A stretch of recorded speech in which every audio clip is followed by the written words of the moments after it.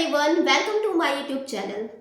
तो फ्रेंड्स, आज की इस वीडियो में हम डिस्कस करने वाले हैं सेक्सुअल रिप्रोडक्शन इन ह्यूमन, कि ह्यूमन में किस तरीके से रिप्रोडक्शन होता है। कि जितने भी लिविंग ऑर्गेनिज्म होते हैं तो सभी जीव प्रजनन करते हैं। रिप्रोडक्टिव सिस्टम यानी कि प्रजनन तंत्र।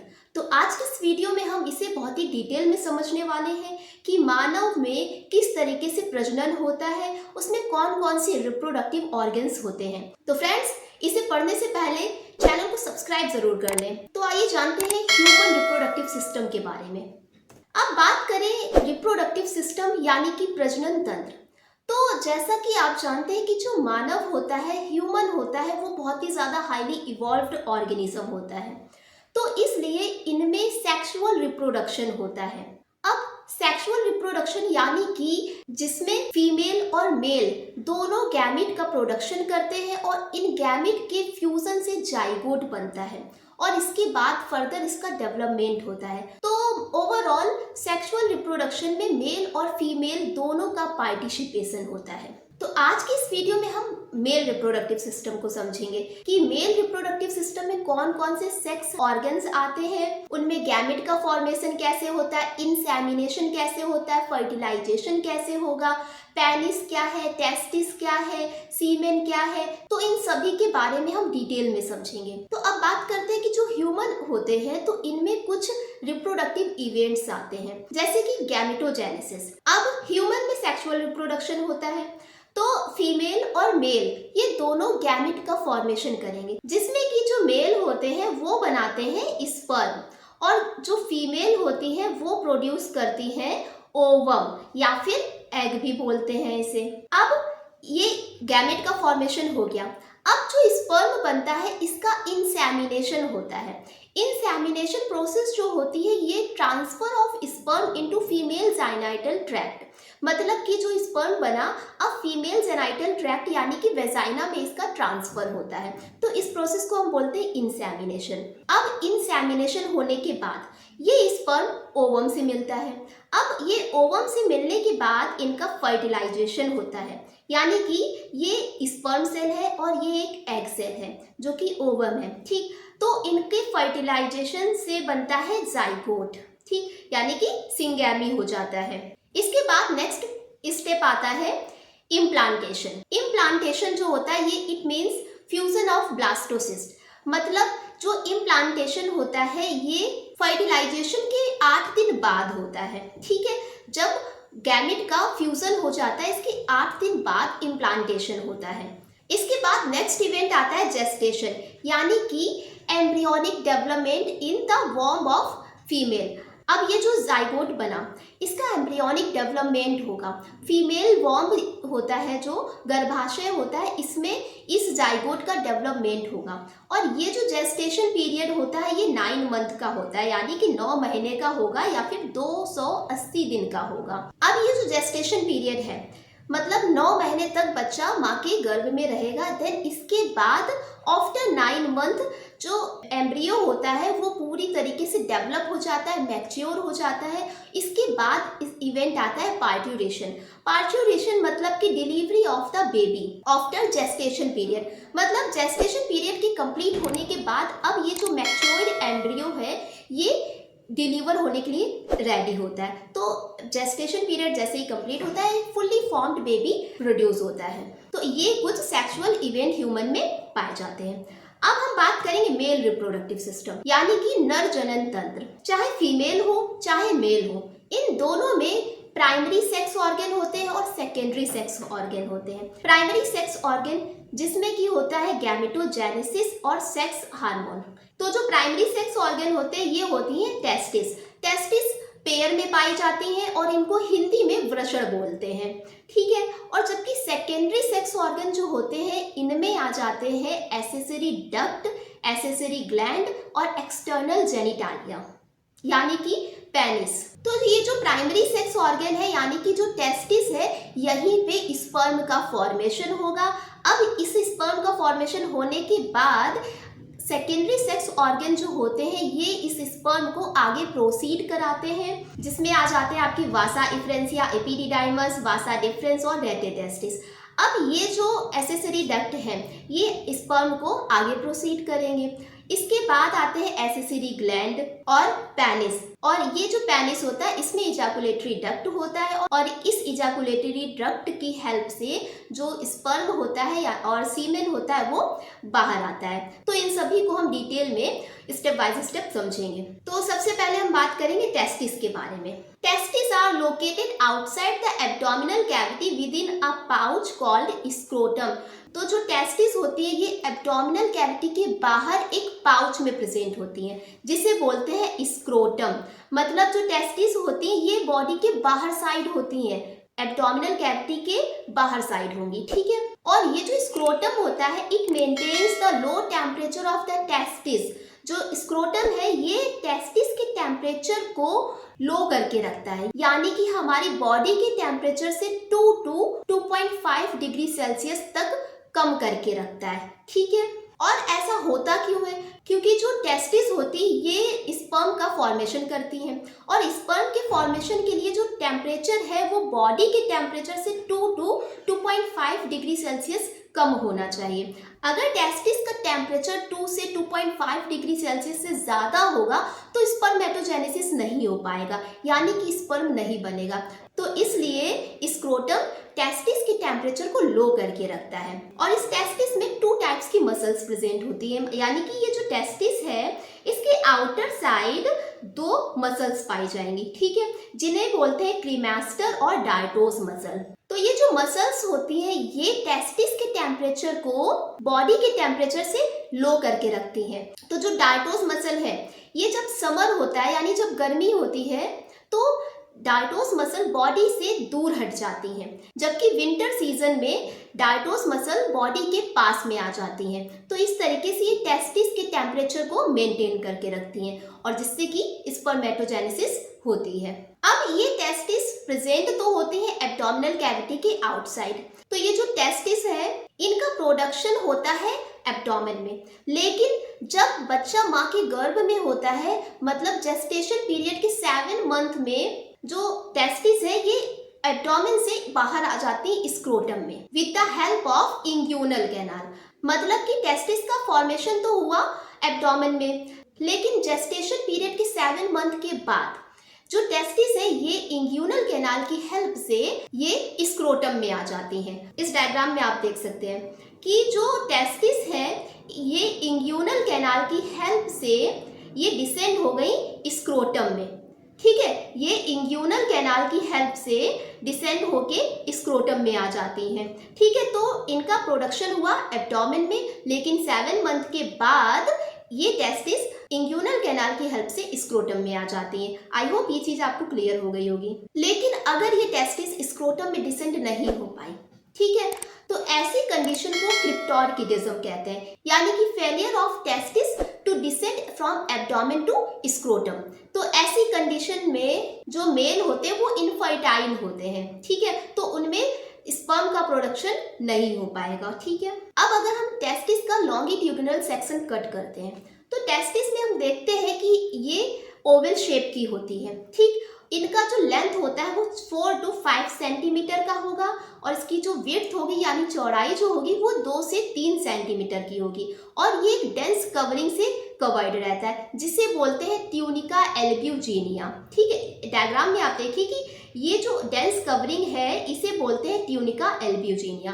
अब इस टेस्टिस में 250 कंपार्टमेंट प्रेजेंट होते हैं जिन्हें बोलते हैं टेस्टिकुलर लोब्यूल्स या फिर ट्यूब्यूल्स बोलते हैं, ठीक है। अब इस हर एक लोब्यूल में प्रेजेंट होती है 1 से 3 हाईली क्वाइल्ड सेमिनिफेरस टिब्यूल और इन्हीं सेमिनिफेरस टिब्यूल में स्पर्म का फॉर्मेशन होता है। तो स्पर्म का फॉर्मेशन कहाँ होगा? सेमिनिफेरस टिब्यूल में। अब इसी सेमिनिफेरस टिब्यूल में प्रेजेंट होती हैं 2 टाइप्स की cell which are germ cell और सर्टोली सेल। अब ये जो जर्म सेल है इन्हीं जर्म सेल में मियोटिक डिवीजन होता है और ये जर्म सेल फॉर्मेशन करती है स्पर्म का, जबकि जो सर्टोली सेल्स है ये न्यूट्रिशन प्रोवाइड करती हैं स्पर्म को।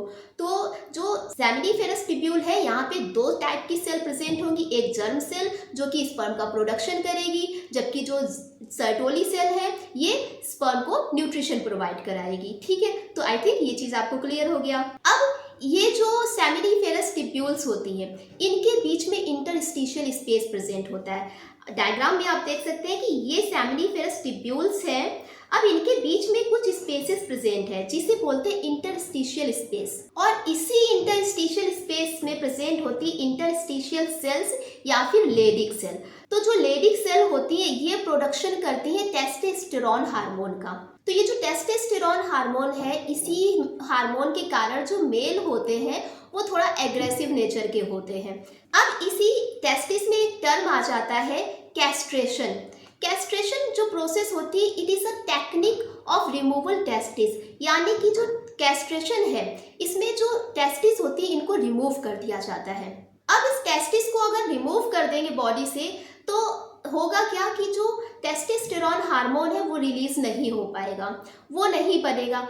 तो किसी भी मेल में जो मेल की क्वालिटीज़ होती हैं, जैसे वॉइस का हैवी होना, एग्रेसिव होना, ठीक है, तो ये सारी चीज़ें उसमें नहीं आ पाती हैं। तो इसलिए जो कैस्ट्रेशन प्रोसेस होती है अधिकतर ये बुल में की जाती है। जो बुल होता है काफ़ी एग्रेसिव नेचर का होता है, तो इसे डोसाइल बनाने के लिए और अपने काम के पर्पस पे यूज़ करने के लिए इसके टेस्टिस को रिमूव कर दिया जाता है। तो इससे क्या होता है कि जो बुल है ये डोसाइल नेचर में चेंज हो जाता है, ठीक है। अब कुछ ऐसे एनिमल होते हैं जिनमें टेस्टिस जो होती है वो एब्डोमेन के इनसाइड होती है, यानी कि एब्डोमेन के अंदर ही प्रेजेंट होती है, जैसे कि एलिफेंट। एक्वाटिक मैमल्स में आ जाते हैं आपके व्हेल, डॉल्फिन और सील। तो ये कुछ ऐसे एनिमल है जिनमें टेस्टिस बॉडी के अंदर प्रेजेंट होगी। जबकि कुछ एनिमल ऐसे होते हैं जो कि सीजनल ब्रीडर होते हैं, यानी कि उनमें जो टेस्टिस होती है वो ब्रीडिंग टाइम बाहर आएंगी और आफ्टर कंप्लीशन ऑफ ब्रीडिंग ये अंदर आ जाती हैं, ठीक। तो उसका एग्जाम्पल हो जाता है आपका बेटा बैट। तो ठीक, ये हो गया टेस्टिस के बारे में। तो अब बात करते हैं सेकेंडरी सेक्स ऑर्गन, ठीक, कि सेकेंडरी सेक्स ऑर्गन क्या होते हैं। अब जो स्पर्म टेस्टिस में बना, अब इस स्पर्म का ट्रांसफर कौन करेगा, तो उसके लिए सेकेंडरी सेक्स ऑर्गन होते हैं। तो सेकेंडरी सेक्स ऑर्गन में आ जाते हैं रेटे टेस्टिस, वासा इफ्रेंशिया, इपीडिडाइमस और वासा डिफरेंस। ये जो डक्ट होती है इनकी हेल्प से स्पर्म आगे प्रोसीड करता है, ठीक है।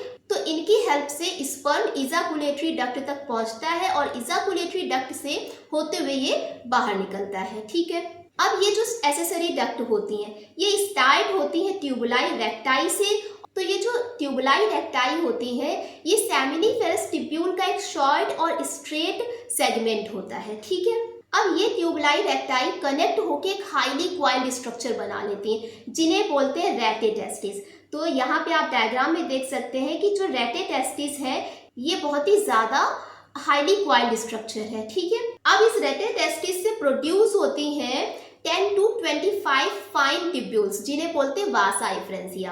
अब ये वासा इफ्रेंसिया जैसे ही टेस्टिस से आगे बढ़ती है तो ये एक हाईली क्वाइल्ड स्ट्रक्चर बना लेता है जिसे ही हम बोलते हैं इपीडिडाइमस, ठीक है। तो जो इपीडिडाइमस होता है बहुत ही ज्यादा हाईली क्वाइल्ड स्ट्रक्चर होता है और ये जो इपीडिडाइमस होता है यहाँ पे स्पर्म का स्टोरेज होता है, टेम्परेरी स्टोरेज होता है। अब इस स्पर्म का यहाँ पे टेम्परेरी स्टोरेज क्यों होता है वो भी मैं अभी आपको आगे बताऊंगी।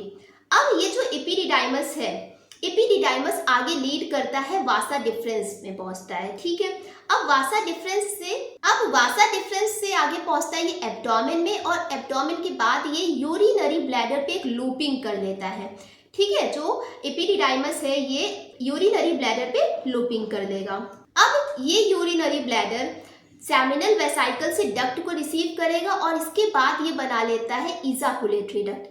ये है यूरिनरी ब्लैडर, इसने सेमिनल वेसाइकल से कुछ डक्ट रिसीव की और इसके बाद ये बना लेता है इजाकुलेटरी डक्ट और ये इजाकुलेटरी डक्ट प्रोस्टेट से होते हुए यूरिथ्रा में ओपन होती है, ठीक है। ये है हमारी प्रोस्टेट ग्लैंड और ये ओपन होती है यूरिथ्रा में, ठीक है। अब ये यूरिथ्रा जो होता है ये रिसीव करता है प्रोस्टेट ग्लैंड के सेक्रीशन को और बल्बो यूरिथ्रल ग्लैंड के सेक्रीशन को। अब ये जो सेक्रीशन होता है ये पेनिस को लुब्रिकेट करता है। तो इसे भी अभी हम समझेंगे कि जो सीमेन है वो क्या होता है और स्पर्म काउंट क्या होता है। तो अब हम इसका एक पाथवे समझ लेंगे कि कैसे स्पर्म बना और कैसे वो आगे प्रोसीड हुआ। तो समझिए कि जो स्पर्म का फॉर्मेशन हुआ ये हुआ सेमिनिफेरस टिब्यूल में, यानी सेमिनिफेरस टिब्यूल में स्पर्म बना।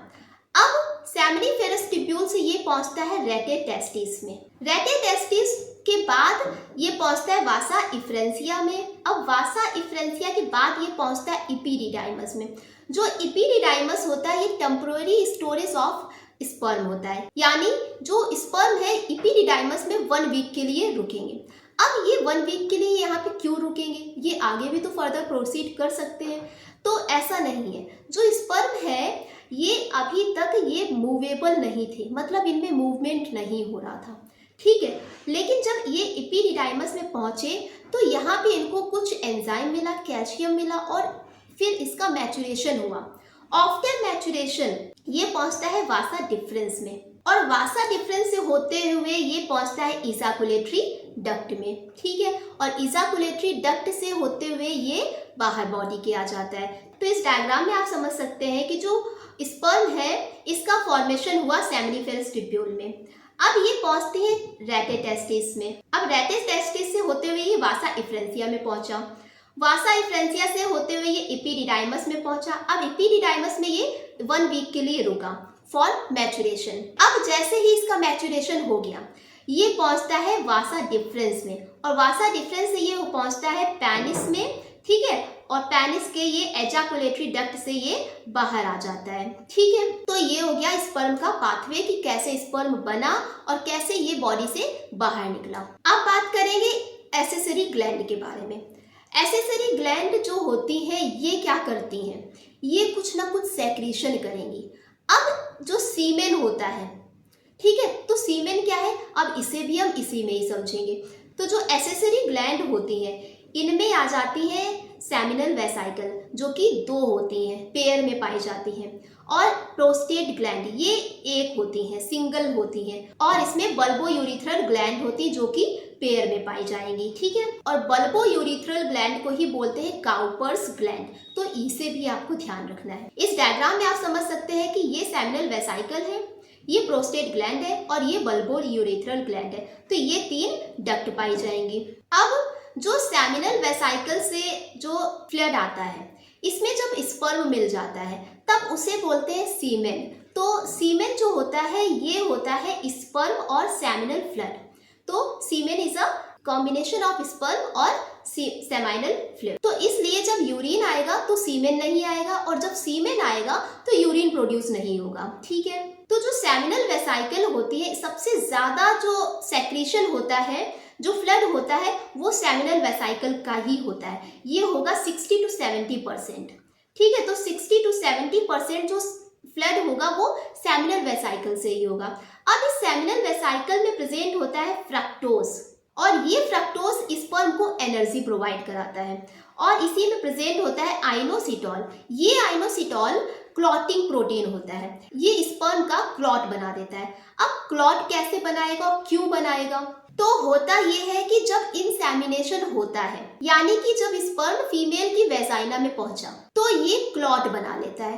अब क्लॉट क्यों बनाएगा, क्योंकि जो फीमेल की वेजाइना होती है ये हाईली एसिडिक इन नेचर होती है, बहुत ज्यादा एसिडिक होती है। तो इतने ज्यादा एसिडिक नेचर में जो स्पर्म है वो तो डेड हो जाएगा, मर जाएगा, तो इसलिए ये अपने आप को जिंदा रखने के लिए ये क्लॉटिंग कर लेता है, ये क्लॉटिंग कर लेता है और अपने आप को सरवाइव किए रहता है। लेकिन अब जैसे ही ये प्रोस्टेट ग्लैंड में पहुंचा तो जो प्रोस्टेट ग्लैंड होती है ये स्पर्म को एल्कलाइन नेचर प्रोवाइड कराती है, और इसमें कुछ एंजाइम होते हैं जो कि इस क्लॉटिंग को ब्रेक कर देते हैं, और जो स्पर्म होता है वो आगे मूव करता है। अब ये स्पर्म आगे मूव किया और यहाँ पे ये मिलता है बल्बो यूरिथ्रल ग्लैंड के सेक्रेशन के साथ। अब ये जो बल्बो यूरिथ्रल ग्लैंड होती है ये एक लुब्रिकेट सेक्रेट करती है, और ये लुब्रिकेट जो होता है ये पेनिस को लुब्रिकेट करके रखता है, यानी चिकना बना के रखता है, जिसके कारण कि जो फीमेल जेनाइटल ट्रैक्ट और मेल जेनाइटल ट्रैक्ट को कोई भी हार्म ना पहुंचे, ठीक है।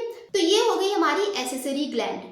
अब बात करें जो सीमेन है, ये जो सीमेन होता है इसका सेक्रीशन जो होता है एक इजाकुलेटरी डक्ट में 2 से 3 ml सेक्रीशन होता है सीमेन का, और इस सीमेन में प्रेजेंट होते हैं 200 मिलियन से 300 मिलियन तक स्पर्म प्रेजेंट होते हैं, यानी कि 2 से 3 ml सीमेन में 200 से 300 मिलियन स्पर्म प्रेजेंट होगा। अगर इस स्पर्म का नंबर 20 मिलियन से कम हो तो उस कंडीशन को बोलते हैं ओलिगोस्पर्मिया, यानी कि स्पर्म काउंट कम होना। तो ऐसी कंडीशन में जो मेल होते हैं वो इनफर्टाइल होते हैं, मतलब ये फर्टाइल नहीं होंगे। ये कैसे होंगे? ये फर्टाइल नहीं होंगे। ठीक है, now we will talk about external genitalia यानी पेनिस। तो ये जो पेनिस होता है ये एक इरेक्टाइल टिश्यू से बना होता है जो कि पेनिस को इरेक्ट होने में हेल्प करता है, उसे सीधा होने में हेल्प करता है। जो पेनिस का इनलार्ज टिप होता है उसे बोलते हैं ग्लांस पेनिस। और बल्बो यूरिथ्रल ग्लैंड जो होती है ये एक लुब्रिकेट सेक्रेट करती है, जिनकी हेल्प से जो पेनिस होता है लुब्रिकेट रहता है, चिकना रहता है। और जो पेनिस की ऊपर की एक कवरिंग होती है उसे बोलते हैं परप्यूस या फिर फोरस्किन। और इसमें एक टर्म आता है जिसे बोलते हैं सर्कमसीजन। सर्कमसीजन जो है ये एक ऐसी टेक्निक होती है जिसमें कि पेनिस की जो आउटर लेयर होती है जिसे बोलते हैं फोरस्किन या फिर परप्यूस, इस परप्यूस के रिमूवल को बोलते हैं सर्कमसीजन। क्या बोलेंगे इसे? इसे बोलते हैं सर्कमसीजन। तो जो सर्कमसीजन है इसमें इस परप्यूस को रिमूव कर दिया जाता है। तो ये हो गया पेनिस के बारे में। तो फ्रेंड्स, आज के इस वीडियो में हमने जाना कि मेल रिप्रोडक्टिव सिस्टम में कौन कौन से ऑर्गन्स होते हैं, पेनिस क्या होता है, टेस्टिस क्या होता है, और स्पर्म का फॉर्मेशन कैसे होता है, लो स्पर्म काउंट को क्या कहते हैं, स्पर्म का पाथवे क्या होता है, स्पर्म किस तरीके से आगे मूव करता है। तो ओवरऑल हमने इसमें सारा कुछ समझा। तो नेक्स्ट वीडियो में हम डिस्कस करेंगे फीमेल रिप्रोडक्टिव सिस्टम यानी कि मादा जनन तंत्र के बारे में। तो ऐसे ही वीडियो के लिए चैनल को सब्सक्राइब करें और इसे अपने फ्रेंड के साथ शेयर करें।